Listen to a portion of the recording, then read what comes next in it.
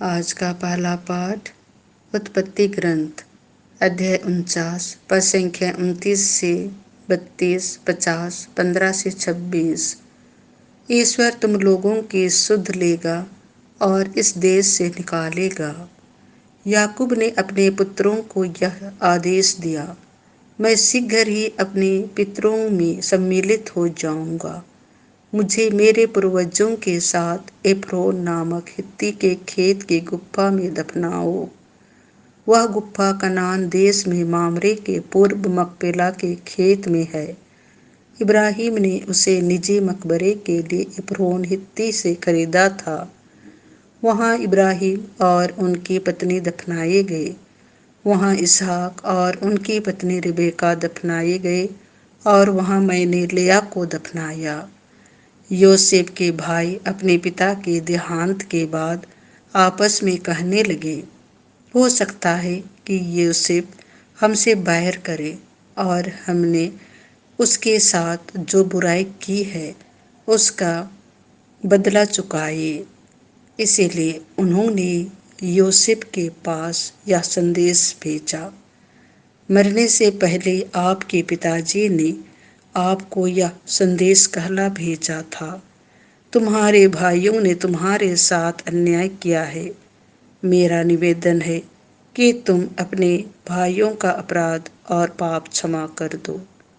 इसीलिए आप अपने पिता के ईश्वर के सेवकों के अपराध क्षमा कर दीजिए। उनकी ये बातें सुनकर योसेफ फूट फूट कर रोने लगा। योसेफ और उसके पिता का परिवार मिस्र में निवास करता रहा। योसेफ 110 बरस की उम्र तक जीता रहा और उसने तीसरी पीढ़ी तक इब्राहिम के बाल बच्चों को देखा और मन्नासे के पुत्र मकीर के बाल बच्चों को भी अपनी गोद में खिलाया। अंत में योसेफ ने अपने भाइयों से कहा, मैं मरने पर हूँ। ईश्वर अवश्य ही तुम लोगों की सुध लेगा और तुम्हें इस देश से निकालकर उस देश ले जाएगा जिसे उसने शपथ खाकर इब्राहिम, इसहाक और याकूब को देने की प्रतिज्ञा की है।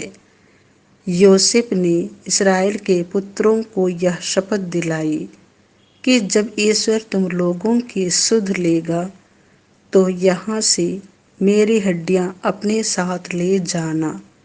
इसके बाद योसेफ का देहांत हो गया। यह प्रभु की वाणी है। संत मत्ती के अनुसार पवित्र सुसमाचार अध्याय 10 पद संख्या 24 से 33। उनसे नहीं डरो जो शरीर को मार डालते हैं। यीशु ने अपने प्रेरितों से यह कहा, न शिष्य गुरु से बड़ा होता है और न सेवक अपने स्वामी से। शिष्य के लिए अपने गुरु जैसा और सेवक के लिए अपने स्वामी जैसा बन जाना ही बहुत है। यदि लोगों ने घर के मालिक को बिल्जुबेल कहा है तो वे उसके घर वालों को क्या नहीं कहेंगे। इसीलिए उनसे नहीं डरो। ऐसा कुछ भी गुप्त नहीं है जो प्रकाश में नहीं लाया जाएगा और ऐसा कुछ भी छिपा हुआ नहीं है जो प्रकट नहीं किया जाएगा। मैं जो कुछ तुमसे अंधेरे में कहता हूँ उसे तुम उजाले में सुनाओ। जो तुम्हें फुसफुसाहटों में कहा जाता है उसे तुम पुकार पुकार कर कह दो। उनसे नहीं डरो जो शरीर को मार डालते हैं किंतु आत्मा को नहीं मार सकते, बल्कि उससे डरो जो शरीर और आत्मा दोनों का नरक में सर्वनाश कर सकता है। क्या एक पैसे में 2 गौराइयाँ नहीं बिकती? फिर भी तुम्हारे पिता के अनजान में उनमें से एक भी धरती पर नहीं गिरती। हाँ, तुम्हारे सिर का बाल बाल गिना हुआ है। इसलिए नहीं डरो, तुम बहुत तेरे गौराइयों से बढ़कर हो। जो मुझे मनुष्यों के सामने स्वीकार करेगा उसे मैं भी अपने स्वर्गीय पिता के सामने स्वीकार करूँगा। और जो मुझे मनुष्यों के सामने अस्वीकार करेगा, उसे मैं भी अपने स्वर्गीय पिता के सामने अस्वीकार करूंगा। यह प्रभु का सुसमाचार है।